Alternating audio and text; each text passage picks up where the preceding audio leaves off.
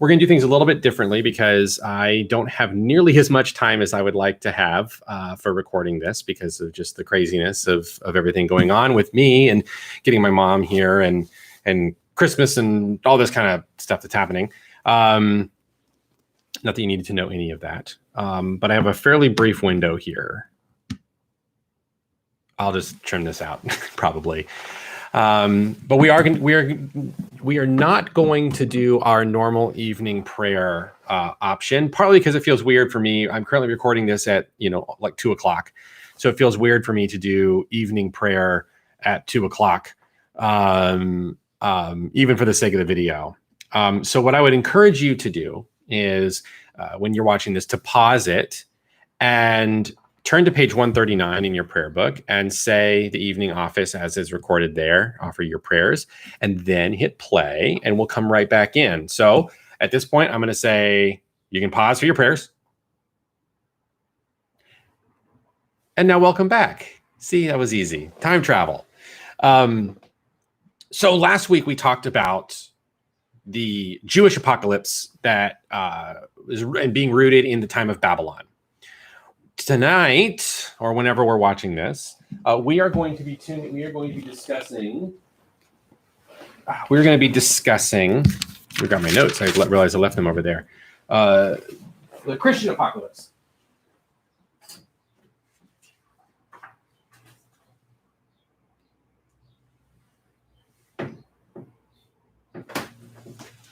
So we're looking at Christian apocalyptic literature. Not as much as I thought we were initially going to look at. We will save that for next week. This installment, we are going to be looking at the book of Revelation, as well as the apocalyptic elements that are found in the synoptic gospels, Matthew, Mark, and Luke. But before we get to that, I want to give us some history, just like I did last week, hopefully much briefer. So what happened, all right? Well, we talked last week a little bit about Daniel, and we mentioned how Daniel's prophecies are related to what was happening during Greek reign when Antiochus Epiphanes IV was in charge, and how he drew from the time of Babylon to talk about what was happening in Jerusalem during this time period, this later time period. So the Greeks, of course, had taken over. Antiochus Epiphanes IV was the person in charge, and he desecrated the temple, and it really upset people. So one person who was very upset was a guy by the name of Judas Maccabee, who led a successful revolt against the Greeks and was able to return the temple to its former glory. This is an event that is captured in the story of Hanukkah, which was happening this past weekend. I believe we might be still in it as of this recording. I have to look into that, which is the Feast of the Dedication of the Temple, which Jesus actually celebrates in the New Testament. So the temple's rededicated, but the threat of the Greeks is always out there. And so the book of Maccabees in the Apocrypha records that the Hasmoneans, who are the people that sprung up in the wake of Judas Maccabee's revolt and were leaders in Jerusalem, they made an appeal to the Roman Republic for protection. Now, we don't have any historical evidence to show that Rome ever offered protection, but at least opened the door for some kind of relationship between the two. If you know your Roman history, you'll know that the Republic period lasted for a while, and then Julius Caesar was able to shift it into an empire and centralize the authority a little bit more into the figure of an emperor, or the Caesar, the title of the Caesar, and it led into a whole different approach to Rome, which gave birth to something called the Pax Romana. Which the Pax Romana, the Roman peace, which was this attempt at, expanding what Rome was all about, offering, the resources of Rome to other nations, other societies, was a very successful thing, obviously, because the Roman Empire was sort of the largest empire in the Western world and in Western history. It far eclipsed anything that had come before it in the region. And but the thing is that the Pax Romana then took on a different character as the empire changed. And it became more about power and consolidation. And that the Pax Romana sort of became a joke in the sense that, yeah, it meant peace, but it meant peace in the sense that Rome was no longer going to try to enact violence against you. Play by Rome's rules and you'll be okay. So the Romans attempted to force the Pax Romana onto the area in the Middle East that they sort of referred to as like Judeo-Syria. It wasn't very successful in the sense that the Jews, having their own very unique religion, very, very much against idolatry. Obviously, they are very militant against anyone who would try to force themselves into being, taking the place of God. And that the Jews had there's evidence of them being very successful in fighting this stuff off. And so the Romans managed to work out a deal where the Herodians, who were distant relatives of the Hasmoneans, where they served as sort of, client kings of Rome. They were given some oversight of two provinces, a few provinces really, because there were multiple Herods. But the two key ones are the Judean province and then the Galilee province. Judea came under Roman rule. Galilee was allowed to have semi-autonomous a semi-autonomous relationship with Rome. So it was its own thing. It was not directly under the Roman Empire during this time. This happened roughly contemporary to the time of Jesus. Jesus, of course, is born, and he is born in the midst of a census, according to the Bible, which, to be honest, making connections with the census that is recorded in Luke's gospel versus what we know from history is actually very, very difficult. But given that Luke didn't have access to Wikipedia when he put together his gospel, he wasn't able to get all the dates quite correct. But according to tradition, Jesus is born in the midst of a census, which required him to be born in the Judean province in the city of Bethlehem. But he eventually, after that, lived in Egypt, probably in Alexandria, among the robust Jewish community there in Alexandria during this time period. And then they moved back and they settled in Nazareth, which was in Galilee, so not under Roman jurisdiction. So they managed to kind of avoid too much exposure to Rome, because Egypt had a somewhat free relationship with Rome, if I'm correct at this time. I will note, however, that one important feature of this is that the Babylonian exile never really ended, in the sense that once Jerusalem was reestablished, the Jews had been spread all over the Mediterranean world, didn't all come back. They established pretty strong, robust communities wherever they were planted. One of the strongest being in Alexandria in Egypt. It was in this period that they developed schools of learning about Jewish history and culture that later became known as the synagogue, and that the leaders who taught these things would later be called rabbis. At the time, they weren't called that. The irony among some Jewish scholars that I have read, particularly in the Jewish annotated New Testament, is that Jesus may very well have been the first Jew to call himself rabbi. He may have introduced that concept. But these synagogues existed, and so there were Jewish communities that learned about their religion and their culture in the synagogue settings. And these leaders of these synagogues called Pharisees had become very respected members, and somewhat threatened the priesthood as the purveyors and sort of controllers of Jewish identity. This, of course, compounded more during the Roman period, where the priesthood, the high priest and the Sadducees, carried a lot of political weight.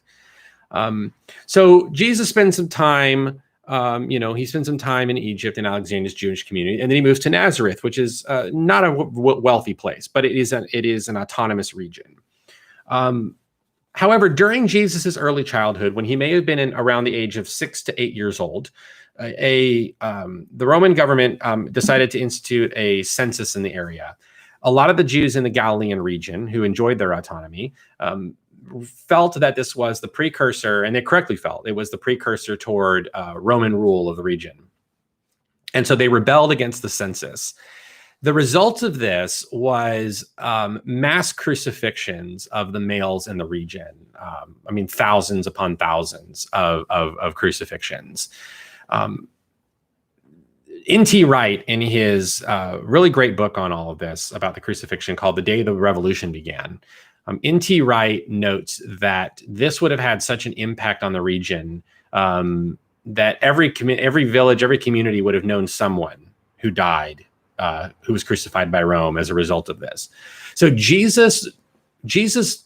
is tied to Jesus's early ministry or memories. He grew up in the shadow of the cross, when the cross was a symbol of Roman oppression.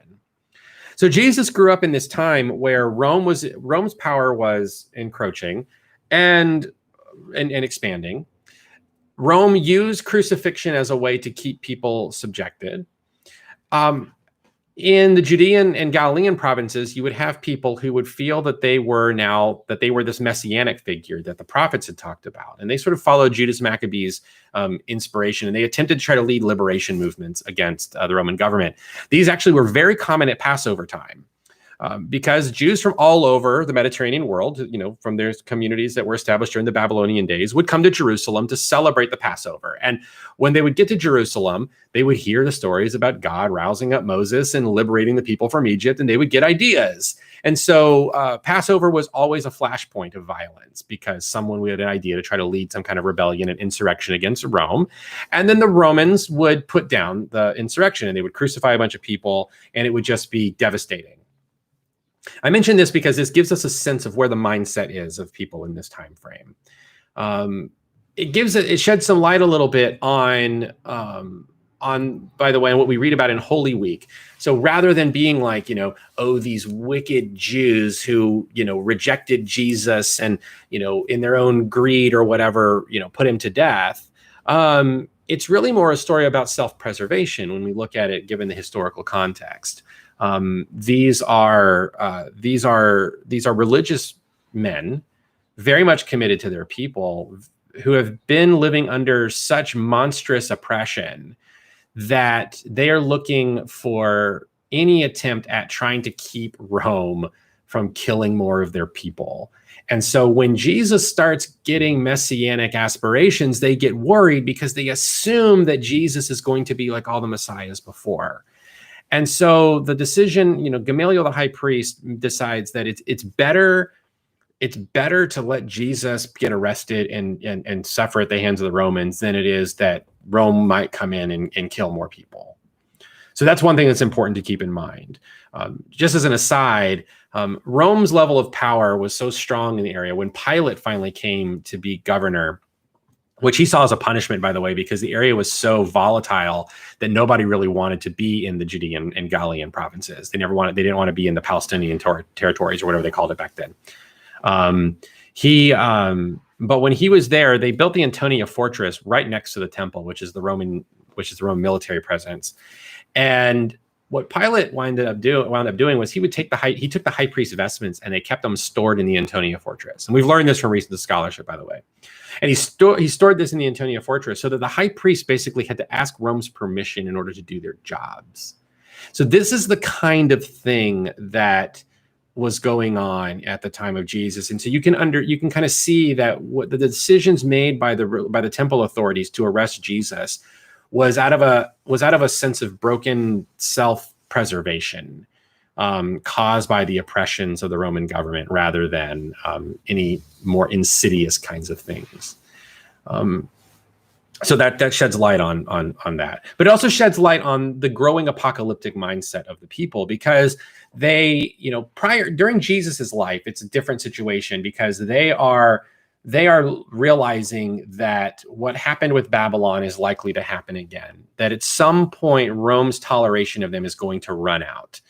And so something bad is going to happen. Jesus foresaw this, right? So Jesus is a prophetic figure. He's following the footsteps of his cousin, John the Baptist. John the Baptist is styling himself a little bit more like Jeremiah. He's calling the people to faithfulness to God's rules. You see his message in Luke where he says, the axe is already at the root, right? Or that maybe it's Matthew's gospel, but he says the axe is already at the root, right? You're abandoning the ways. You've got to be faithful to what God wants in order to, find preservation in life, right? He sounds like Jeremiah. Jesus, on the other hand, is much more apocalyptic and sounds a bit more like Daniel, which we'll see here in a little bit. Jesus recognizes that not only does he recognize that he is something different than other previous messianic figures. He's accomplishing something different. He's, it's cosmic and spiritual. It's something far more than a military campaign could ever hope to be. But Jesus is also recognizing and coming to the conclusion that, the world is changing in very fundamental ways, and it's going to change because of him in very fundamental ways. And he acknowledges that Rome is going to move on Jerusalem and that the temple is going to be destroyed again. All the Gospels record Jesus talking about the destruction of the temple, and they all interpret it a little bit differently. John in particular does it in a very interesting way because he interprets Jesus' words about the temple as applying to himself, which we'll talk a little bit about that. But this leads to where like a big moment happens in Jewish Christian history, right? After Jesus's time on earth, right, the Christian movement follows in his example and his teachings. And, they begin as Jews, but then they start incorporating Gentiles into this, but they are primarily they see themselves as part of the Jewish religious landscape, which is very complicated during the late first century. You have the Sadducees, or the high priests, or the Pharisees, who are they are the interpreters and teachers in the synagogues, and then you have you have like folks like the Essenes, who are ascetic monastic types, and then you have like people like the Christians who develop at this time, but you also have the Zealots, and the Zealots are the military people. They're the ones who are really they believe really strongly like what Judas Maccabee did, and they're all about leading military campaigns against the Romans, open violence against the Romans. I mean, during big events, festivals and stuff, they were known to stick knives. They kept knives hidden in their robes, and they would just stab Romans, in the back all the time. This is the kind of stuff they did. Well, the Zealot. So we get to the year 66. Nero is in charge. Nero, of course, is a monster. Nobody likes Nero. There's prophecies that Nero, after he was assassinated, because nobody liked that, he would come back, right? And those prophecies are more like a fear that Nero would come back. And we'll get to that in a little bit. But, Nero is in power, and Nero starts taxing the Jews. And this leads to widespread revolt where the tensions that have been existing for centuries bubble over, and the Zealots began an active campaign against the Romans. This culminates into like the year 70, when the Zealots are in Jerusalem, and they are really establishing Jerusalem as their headquarters. And eventually the Romans, Nero's assassinated, and I'm trying to remember which Roman emperor is. Oh, it's Titus. Titus is the Roman emperor at this time. And Titus finally and Vespasian had been the governor the military campaigner. Vespasian later becomes the emperor. But Titus moves against the Romans, Titus moves against the Jews in Jerusalem. And just like with the Babylonians, destroys the city, destroys the temple, carts people out. According to N.T. Wright, they and his sources, they crucify so many people in response to this that they actually run out of lumber. They run out of wood because they've crucified so many people. This has, of course, a devastating effect both on Jews and Christians, right? For Jews, again, they lost the temple and they shift into the kind of Judaism that we understand today. The Pharisees take on a whole new level of respect, and they morph into what we call the rabbis, and the synagogue takes on a much more central part in Jewish life than ever before. Christians, who had also been temple-based people and were doing, worship at home after spending time in the temple, but understood a lot of this work and their understanding of Jesus in light of the temple and the temple sacrificial system, now have to sort of redefine who and what they are. And the Apocalypse of St. John, the book of Revelation, will play a role in this. I'll mention here in a moment. The aftermath of this is that Jews and Christians separate. Jews are taxed, and the Christians decide that they don't want to be roped in with the Jews and pay those taxes, and so they're willing to sort of start separating themselves out. However, their religion is seen as very weird compared to the Romans. It's sort of like a mystery cult to them, and they don't fully understand it. And so the Christians get blamed for a lot of things, and the Romans begin actively persecuting them. Nero is a persecutor of the Christians. Diocletian is a persecutor of the Christians. Domitian is a persecutor of the Christian. Trajan is a persecutor of the Christians. And so the Christians go through this really long period of just being targeted and killed, right? And just sort of distrusted at large. And this fosters in this whole thing for them, right? The holy city of Jerusalem, that all the Jewish scriptures are part of their tradition, right? I mean, they don't They don't have the New Testament at this time. They're just reading what we call the Old Testament. That's their scriptures, and they're interpreting it according to Jesus. They have the letters of Paul that also help interpret these things, but really their scriptures are the Old Testament. And this is a very Jewish-rooted thing for them. And they're trying to make sense of all of this, right? Here's this stuff that God has promised them, and it's all gone. And now they're starting to try to understand who they are religiously, theologically, in the light of all of it. On top of that, the first generations of Christians start dying off. And so they feel the need to start, not only articulating their theology, but also recording the stories of Jesus from the remaining first generation of Christians for posterity and for all of that. And so that's where we start getting our New Testament. And so our New Testament is largely a product of the world after the destruction of the temple in the year AD 70 or 70 CE, depending on, how you roll.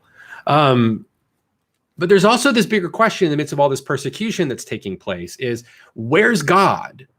Where's God's justice in the world? Rome, and Christians have this very interesting perspective because they don't see themselves as a kingdom and an ethnicity the same way that Jews had. So apocalypticism for Christianity, as it begins to grow at this time, is more concerned with the justice of the world. How is it that Rome can continue to do what they're doing without God putting them in place? How is that happening? What's going on in the world?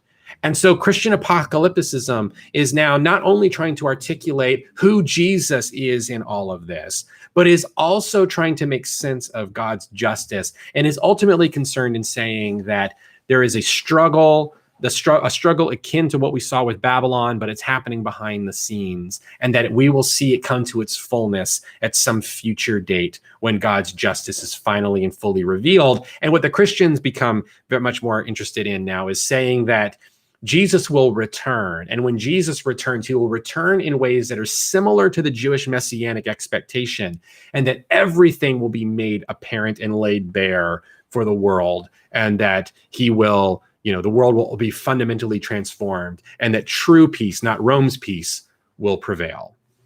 To communicate this, they draw on the apocalyptic literature that they knew from their time, from the Hebrew scriptures.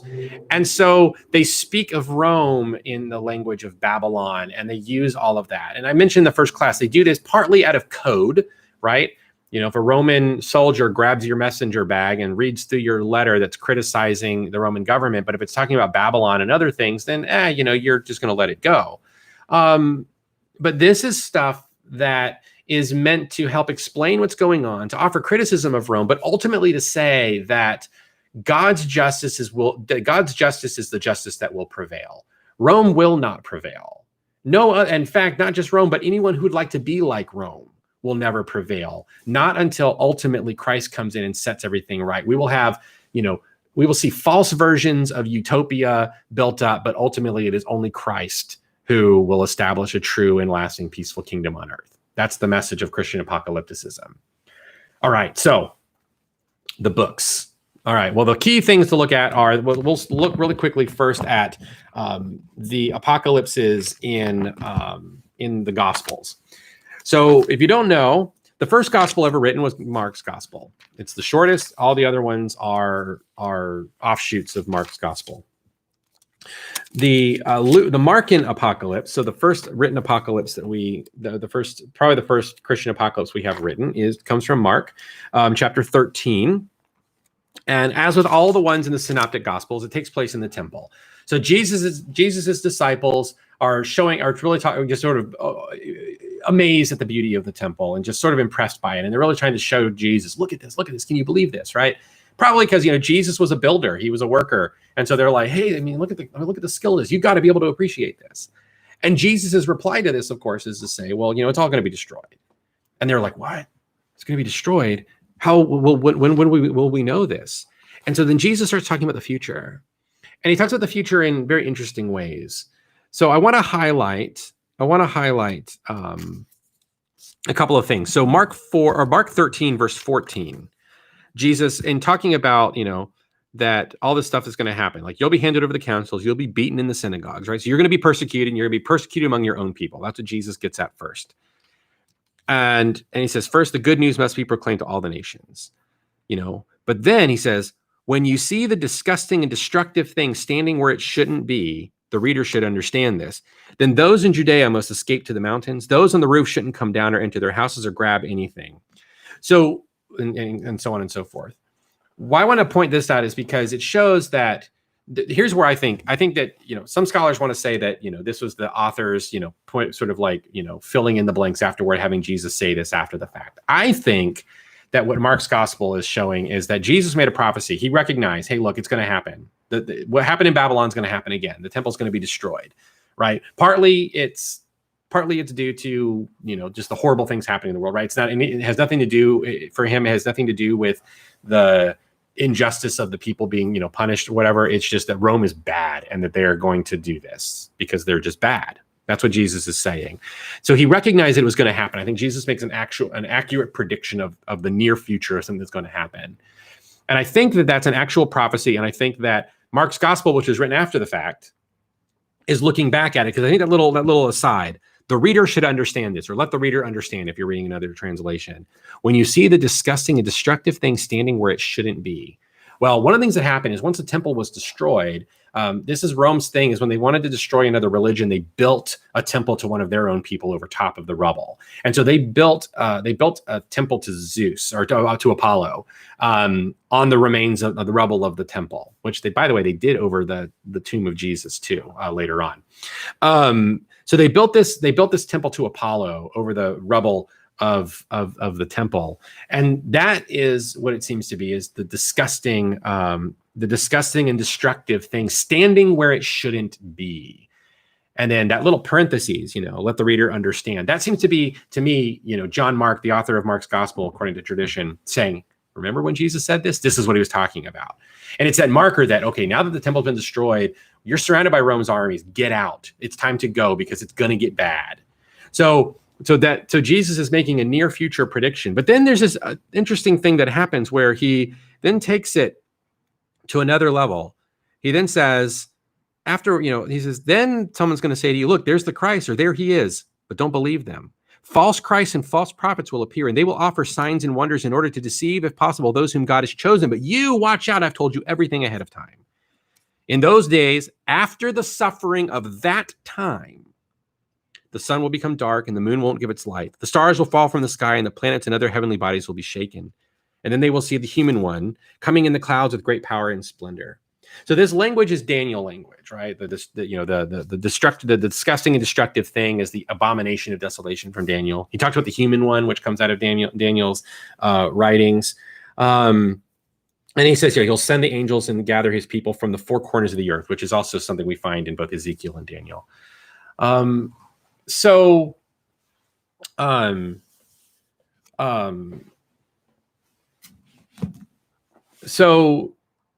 And we see variations of this happening on the in the other synoptic gospels. There's some different focuses that we could look at with these, but the overwhelming reality of it is that Jesus is really trying to drive home this idea that things are going to get bad. They're going to get bad for a bit more nebulous period of time, but in the end, everyone will be redeemed. God is going to save everyone. And that's sort of a microcosm of what the whole book of Revelation is actually about. I do want to point, so Mark's gospel version is pretty brief. Matthew takes it and elaborates a little further. And so does Luke. I want to point out Matthew's is not much different than Luke than Mark's, but Luke offers something a little bit different. I want to highlight something in Luke. Luke chapter 21 is where you get what's called the Lucan apocalypse, where Jesus talks another one of Jesus' apocalyptic things. Again, same place, happening in the temple, all of that. Luke chapter 1. But what it points out, it says in verse 24. Talking about, all the horrible things that'll happen. People will fall by the edge of the sword and be taken away as captives among all nations. So again, dispersed among the world, just like with Babylon. Jerusalem will be plundered by Gentiles until the times of the Gentiles are concluded. I want to point this out because, again, it seems to be alluding to the plunder of the temple that happened during the first Jewish-Roman war that ultimately led to its destruction. But he says, but it's plundered by the Gentiles until the time of the Gentiles are concluded. Which that shows this is the beauty of an apocalyptic thing. It's nebulous. It's vague enough to where it can be referring to a whole range of time. And so, that it's a very fitting, timeless statement, right? Because the Gentiles have been plundering the temple and plundering Jerusalem for time immemorial, because we keep using this place for our own needs and our own aims, right? So Jesus is sort of talking about this age that we're in.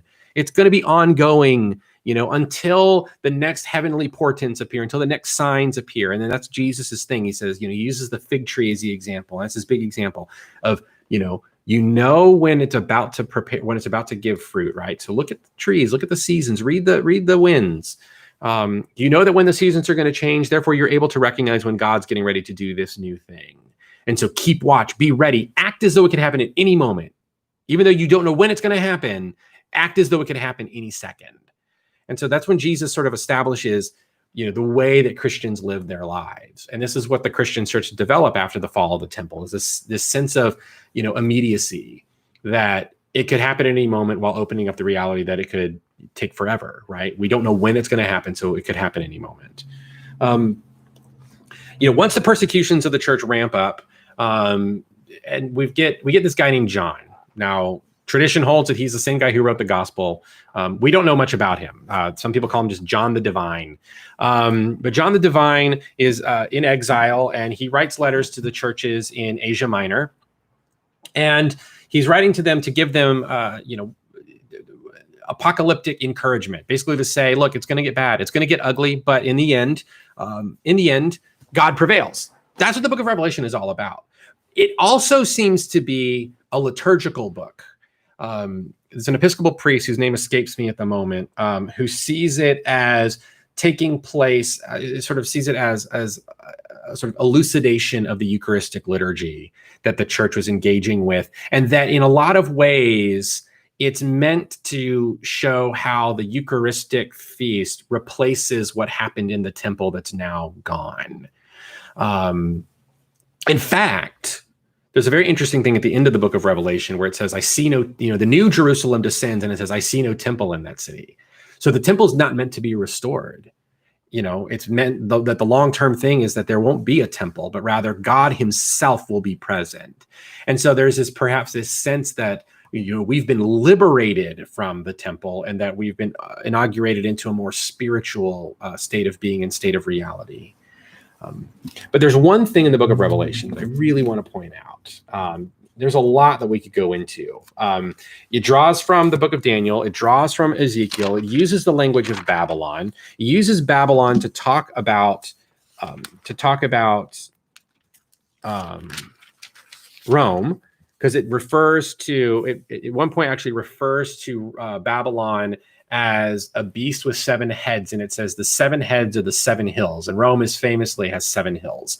And so so Babylon is code for Rome, but it's drawing from that Babylonian tradition in order to communicate to Christians rooted in that tradition the idea that, remember, just as God was able to undo what happened in Babylon, God's going to undo what happens with Rome, but in a bigger way. And by using Babylon, it's actually kind of brilliant, because Babylon becomes a broad stroke sort of thing that can speak to the state of the world that doesn't have to be tied to any one particular, government.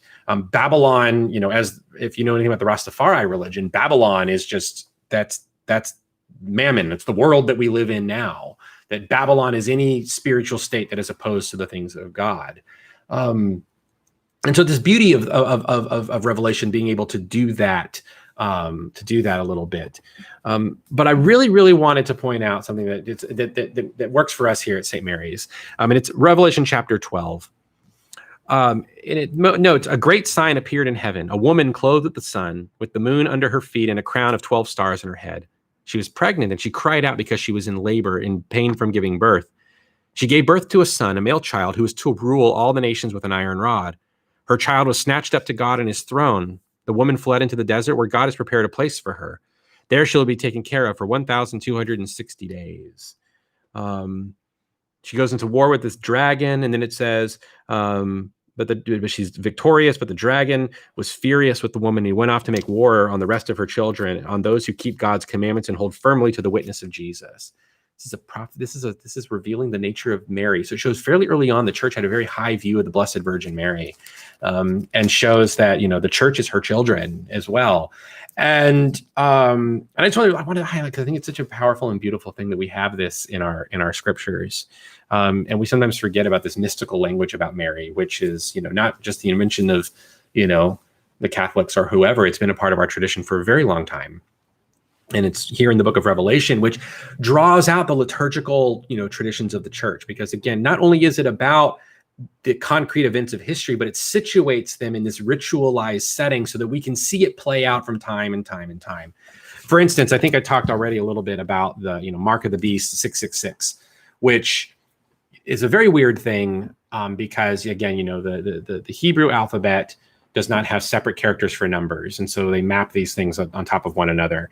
Well, if you take, you know, the Roman numeral 666 and you apply it to the Hebrew and translate it into Hebrew, you get the name Nero Caesar. That's what you get, Hebrew, Nero Caesar. Why this is kind of interesting is because using Nero, who was already dead by the time Revelation was written, opened up this idea that this figure, this beast, is a caricature and it's an archetype.